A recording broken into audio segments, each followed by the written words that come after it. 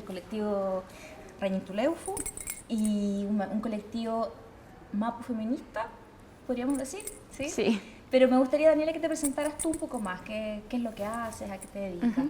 Bueno, Mari, la mía. Inche Daniela Catrileo Piñén, inche ta mapuche, ka huargache, ka champurga, inche huirintufe, ka filosofía quimelfe. Bueno, mi nombre es Daniela Catrileo, soy escritora, soy profesora de filosofía también y trabajo desde el año 2016 más o menos con el colectivo mapuche feminista Rañintuleufu, que es un colectivo mixto de diferentes pulamien que estamos trabajando por la posibilidad de la idea también del mapuche feminismo. Okay. Daniela, una primera pregunta entonces que quería hacerte tiene que ver con exactamente un poco en torno a los mapuches, ¿no? ¿Qué es para ti, así simplemente, lo mapuche? Bueno, como quizás uno puede como percibir en el país, pero hay una heterogeneidad de los mapuches y para mí lo mapuche es una identidad política en estos momentos, ¿no?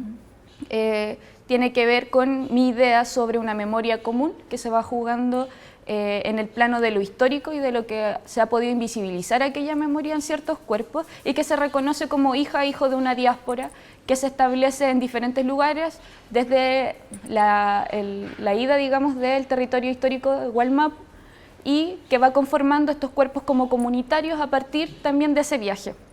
Mi identidad, lo digo así, es política porque no creo que lo mapuche, de forma muy personal, tenga que ver con un linaje específico o con una espiritualidad específica, sino que se construye a partir de una historia. Eso. Y en relación a esa historia, tú eres de Santiago, del sur, ¿cómo te sientes mapuche desde niña? ¿Cómo fuiste construyendo esa identidad política? Sí, o sea, nosotros sabemos que, al menos en mi caso, ser mapuche siempre estuvo presente, pero no sabía que existía un otro que no era mapuche hasta el momento de entrar en la institución colegio, digamos, ¿no? A partir como de esa escolarización, se parte con ciertos racismos muy solapados, donde uno empieza a darse cuenta que no simplemente eres una niña mapuche, que tus compañeros no lo eran y que tus profesores tampoco lo eran. Eso se inicia sobre todo con el reconocimiento de un apellido que es muy diferente al de tus compañeros y compañeras, y a ciertos ritos familiares que tampoco se hacían de forma masiva. Ahí nos fueron como también señalando y dejando para ciertos eventos y actos específicos. Y bueno, ese reconocimiento también surgía que mis vacaciones quizás eran las más diferentes en comparación a mis otros compañeros y compañeras, porque yo viajaba a ese territorio histórico que era el loft de mi papá y de su comunidad, y donde todos hablaban mapudungún. Entonces, tampoco digamos que para mí no hablar mapudungún nunca fue también una frontera donde yo desconocía al otro y a la otra, sino que siempre había una comunicación, ¿no? Sin embargo, ahí uno va entendiendo por qué el cuerpo mapuche va siendo distinto que el cuerpo de los chilenos, o lo que se puede también hablar de los chilenos.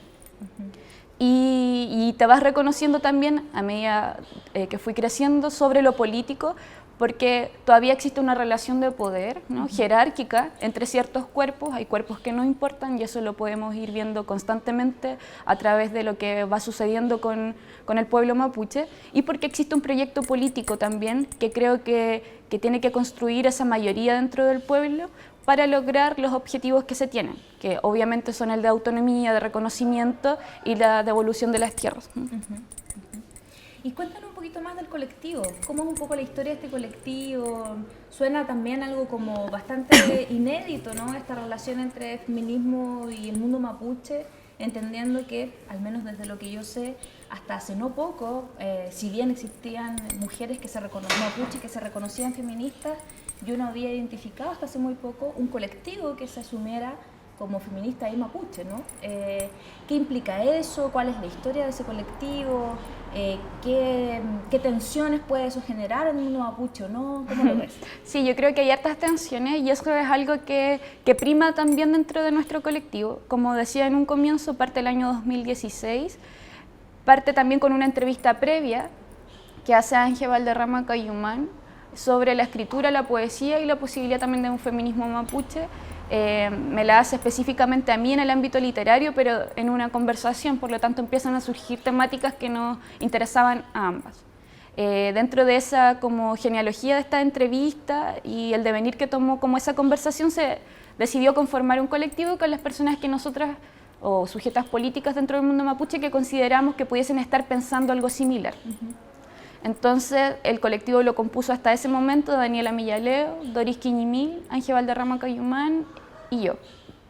Y nuestra idea era también, en ese comienzo, empezar a ver la posibilidad de un mapuche feminismo, porque todas veníamos más o menos de militancias feministas, no necesariamente pensando sobre lo mapuche, ¿no? Siempre había una cesura, había como una fractura también entre pensar esos dos mundos que se pudiesen unir. Pero después de un trabajo, yo creo que en cada una en su espacio feminista se dio cuenta que habían cuestiones que quedaban como medias limítrofes con respecto a seguir profundizando un pensamiento sobre cuerpos racializados y sobre historias particulares mapuches, ¿no? Que es lo que hablaba hace un rato sobre todo la diáspora y la memoria común que se comparte desde la historia de invisibilización de los cuerpos. Entonces, frente a eso y frente también a estar de acuerdo por un proyecto político común del movimiento mapuche, empezamos a pensar que quizás los feminismos que ya veníamos como estudiando, que más que nada tenían que ver con los feminismos interseccionales y decoloniales, podían también estar pensando algo similar, ¿no? Y desde ahí empezamos a trabajar. Luego se une Paula Baeza Pailamilla y Sebastián Calfuqueo. Y en este momento ya somos más, ya hemos ido creciendo y también profundizando nuestras conversaciones. La mayoría del activismo que hemos dado ha estado como en espacios de Tragún y Nutramcan, de encuentros y conversatorios, y con la idea también de plasmar nuestras ideas en la escritura. O sea, no somos ajenas ni ajenos a que el pensamiento también pueda ser parte de la acción. Y que eso se pueda también reflejar en una cuestión que tiene que ver con dejar archivo, dejar memoria y ir también escarbando, ¿cierto?, como en nuestras propias como historias familiares. Cómo esas se van uniendo, se van imbricando, ¿cierto?, para conformar una historia que también fuimos recuperando. No solamente existe una recuperación como por el territorio, una recuperación como por lo que se ha desperdigado, sino que una recuperación también desde nuestros archivos familiares más cercanos. Sí. Daniela, y pensando en estas posibilidades e imposibilidades, o posibilidades, tensiones, obstáculos, desafíos, ¿no?, en relación a esta relación, ¿no?, entre ser mapuche y ser feminista, ¿cómo ves tú que esas posibilidades, tensiones, desafíos se ven? Una, en relación al mundo mapuche y el hecho de ser feminista, ¿no?, y en relación al feminismo, digamos, más institucional o hegemónico en Chile, y el hecho de ser mapuche, en esos dos frentes, digamos. Sí, o sea, nosotros teníamos claro en un comienzo que íbamos a tener hartas tensiones con otros grupos quizás un poco más dogmáticos dentro del pensamiento mapuche. Como decía, y vuelvo a repetir, somos un pueblo heterogéneo, por lo tanto, obviamente existen mapuche marxistas, mapuche anarquistas, toda una gama, ¿no? Pero que se tiene como fin común un proyecto político, creo yo. Entonces, frente a eso, no queríamos quedar ajenas de pensar que se podía construir un feminismo, pero pensado desde estos cuerpos y estas historias en común. No también escindidas de la idea de aportar al movimiento mapuche, ¿no?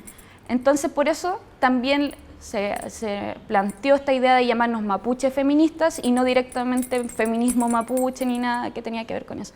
También soy enfática en decir que no existe un gran movimiento mapuche feminista, sino que existen individualidades, sujetas políticas, colectivos que se reconocen a sí mismas como mapuche y como feministas.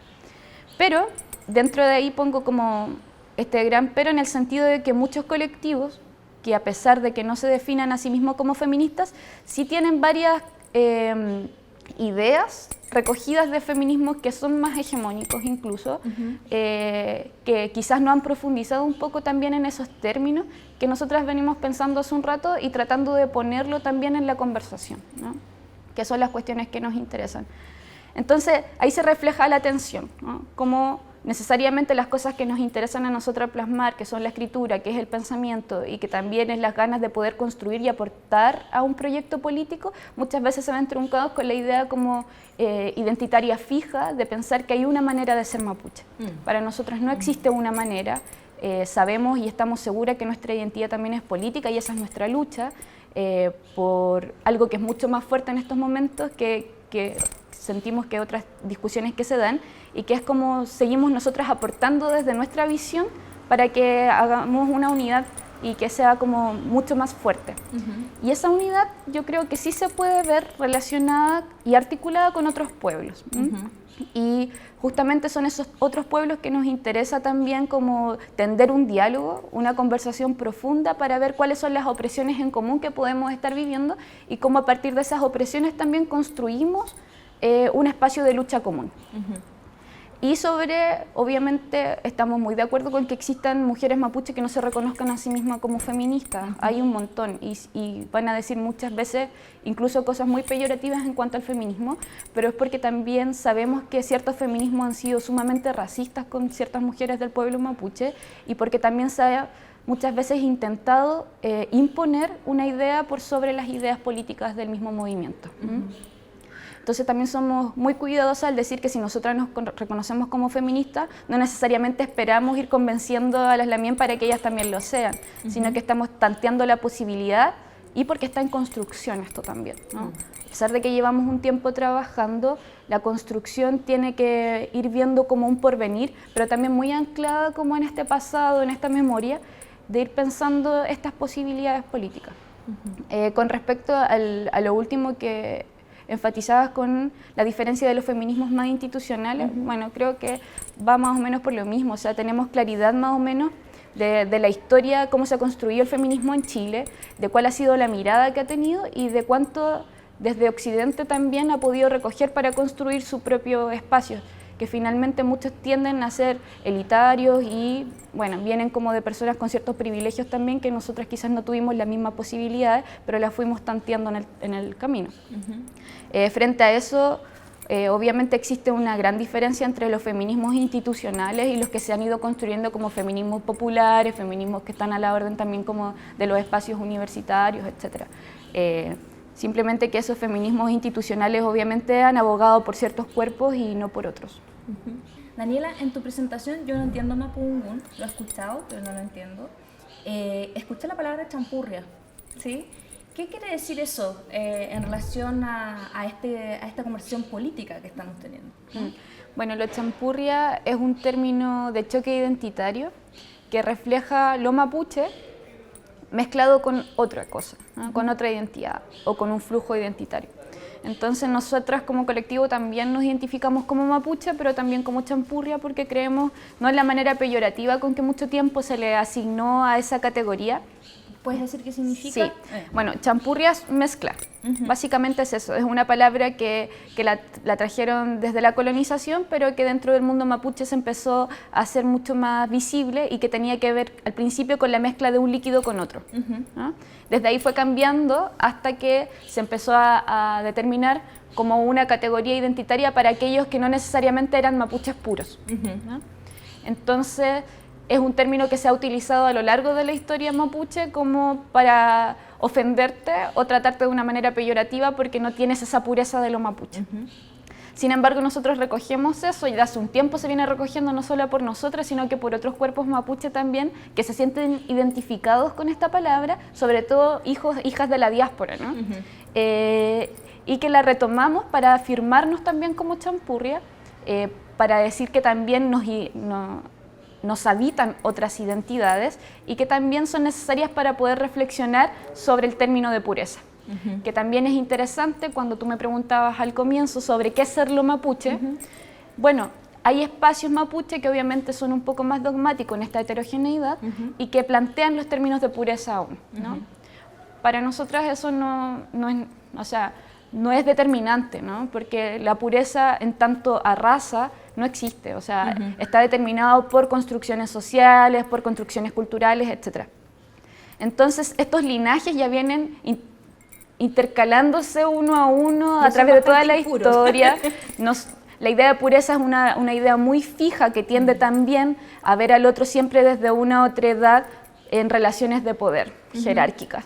Entonces, nosotros recogemos los champurrias finalmente como un espacio mucho más libre que nos permite crear a través de este entre identitario, poder decir que reafirmamos una identidad mapuche, pero los champurrias no necesariamente tiende a ser lo mestizo, ¿no? Que mucha gente lo confunde como ser champurria, ser mestizo. No, los champurrias tienen una memoria común y esa memoria es ser mapuche, solamente que se comparte con otra identidad. La palabra diáspora también ha aparecido harto. ¿Puedes explicar un poco de qué se trata la diáspora? Sí, la palabra diáspora obviamente viene sobre la base del viaje, ¿no? se identifica sobre todo con los procesos migratorios que han sufrido ciertos pueblos en la migración forzosa y violenta, ¿cierto?, de sacarla y despojarla de sus territorios históricos. Entonces nosotros cuando decimos que nos reconocemos como hijos e hijas de la diáspora es porque habitamos un territorio que no necesariamente fue el originario. Daniela, y bueno, un poco siguiendo con esta pregunta, ¿no?, sobre las tensiones y posibilidades de un feminismo mapuche o de un feminismo en relación tanto hacia el mundo mapuche como hacia el feminismo, ¿no? Una de las cosas que a mí me ha parecido que aparece también desde lo institucional, ¿no?, o desde las ciertas cosas como a veces defensivas desde los mundos militantes en general, ¿no?, es la cuestión como en relación a lo académico, ¿no?, o lo escritural, como en relación a un binomio posible, bien reiterativo, me parece a mí, de ciertos círculos activistas de distinto tipo, de distinto cuño, ¿no?, como si lo académico, lo escritural estuvieran en oposición a la calle, ¿no? ¿Cómo han enfrentado o han trabajado ustedes en relación a eso? Sí, bueno, estoy de acuerdo con que es una manera muy simplista de ver la realidad con respecto a la lucha, a las diferentes luchas que se pueden establecer. Nosotras no creo que seamos como enemigas de la academia, ¿no?, porque estudiamos en un lugar, la mayoría somos universitarias también, y hemos trabajado constantemente en investigaciones, pero también estamos en otros espacios. Creo que hacer ese binomio que dices entre el pensamiento y la acción como que genera muchas como tensiones también innecesarias, cuando en realidad la complejidad que puede generar como mucho más riqueza es pensar cómo están imbricadas ambas categorías, la de pensamiento y la de acción, porque una y otras, o sea, el pensamiento produce acción y la acción produce pensamiento, ¿no? Y la mayoría de las cosas que también hemos estado trabajando son escrituras. Son lecturas. Gracias a esas lecturas podemos ver la experiencia de luchas de otras hermanas y otros hermanos en pueblos subalternos, en pueblos diversos, ¿no? Entonces, gracias como también a esa experiencia, nosotros podemos tener la posibilidad de pensar nuestro propio proyecto político o pensar nuestro devenir. Entonces, creo que le hace un daño seguir pensando como en esa fractura, cuando creo que las cosas y la realidad es mucho más compleja que andar separando entre la academia y la calle. Siento que la lucha puede estar en diferentes espacios, y en estos términos a nosotros nos interesa sobre todo visibilizar la lucha del pueblo mapuche y lo que está sucediendo, y también cómo podemos llegar a pensar otras cosas como esta cuestión del feminismo. Daniela, y para terminar, ¿cómo piensan ustedes la posibilidad de, entendiendo que el terreno que ustedes están pisando de manera bastante inédita es un terreno tensionado, ¿no?, heterogéneo y tensionado, ¿sí? ¿Cómo ven las posibilidades de articularse con otros cuerpos, territorios o pueblos, ¿no?, que permitieran también abrir futuros posibles, ¿no?, en relación a esta apuesta política? Sí, bueno, justamente recogiendo lo último que hice sobre la apuesta política, estamos en eso, estamos en el trabajo de poder establecer que una de nuestras construcciones manifiestas sea la articulación con otros pueblos, ¿no? Y dentro de eso es tratar de ver en qué semejanzas y diferencias nos podemos mover para construir esta especie de mayoría de pueblos que están pensando, y porque sus opresiones son similares. Entonces, dentro de eso me interesa sobre todo las hermanas migrantes que vienen a este país, y no solamente hermanas, sino que el pueblo migrante en sus diferentes heterogeneidades también, pero sobre todo racializadas, ¿no? Pensar, por ejemplo, cómo las personas o sujetos políticos afrodescendientes en este sentido pueden llegar también a articularse con el movimiento mapuche, o como las personas que habitan espacios, lo vamos a decir así, porque no creo que ese sea el término, pero de las zonas de sacrificio también, por ejemplo, sean justamente con el pueblo que queremos dialogar, porque estamos viviendo como semejanzas en cuanto al extractivismo feroz de nuestros territorios, o el también desplazamiento, ¿no?, que se ve forzado por estas violencias. Y bueno, no solamente a nivel como del territorio de lo que hoy se conoce como Chile, sino poder pensar a esto a una escala mucho más internacional, entre lazos entre otros pueblos de lo que hoy se conoce como Latinoamérica. O sea, me interesa justamente pensar a los otros pueblos indígenas con respecto a nuestros territorios, ¿no? Yo creo que esa es la importancia de poder justamente que una lucha indígena se articula a través de lo territorial, porque es el territorio el que está siendo dañado, y junto con ello asesinando a estos cuerpos que están luchando por la permanencia de ese lugar. Entonces creo que ahí hay hartas articulaciones que hacer sobre todo lo digo, con hermanos, hermanas migrantes y con los pueblos racializados e indígenas. Súper.